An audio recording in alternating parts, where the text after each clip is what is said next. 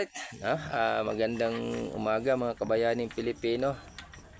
Magbigay lang po tayo ng konting reactions or comment regarding doon sa nag-viral na isang gobernador kung saan nag-conduct siya ng inspections at hinarangan daw siya ng mga security as per advice ng DPWH na bawal daw pumasok ng kahit sino.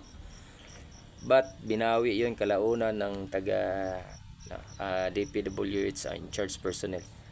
So dito natin makikita yung kaibahan ng past administrations at yung present administrations. Bakit?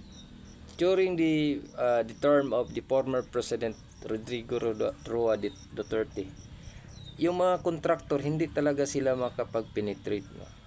Kumbaga hindi sila makapag ng papel sa gobyerno sapagkat masyadong istrikto, lalo na yung pagbidding. Istrikto ang pamahalaang Duterte noon. Hindi kagaya ngayon na masyadong maluwag ang administrasyong Marcos, which is prone po siya sa corruptions. So kagaya ngayon, mostly yung mga contractor is mga congressman pa ang involved. And then at the same time, yung mga project is hindi siya standard. So nagiging substandard siya sapagkat wala namang pangil masyado ang ng Marcos administration.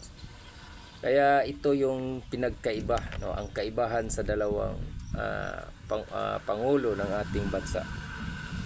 Ang inaano lang natin dito is yung bakit hinahayaan.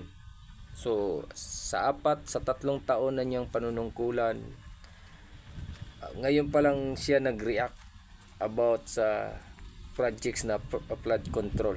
Noong una pinagyabang niya pa hanggang sa ngayon pa lang daw niya na-realize na masyadong garapala na yung corruptions. Kung noon pa sana na-aksyonan agad ng presidente yung mga ganon, masyado kasi nilang inuuna yung mga kalaban nila sa politiko kung paano nila pabagsakin. And then at the same time, masyado nilang inuuna kung paano sila mag-i-extend ng term. Kaya yung charter change, people's initiative, yun yung inuuna nila kaysa yung mga real concern sa bansa. So yun yung nagiging problema sa ngayon dahil hindi nga nila natugunan ng maayos kung kailan nagkaroon na ng problema at saka pa sila nagkakaroon din ng actions. So hanggang dito na lang po mga kabayaning Pilipino.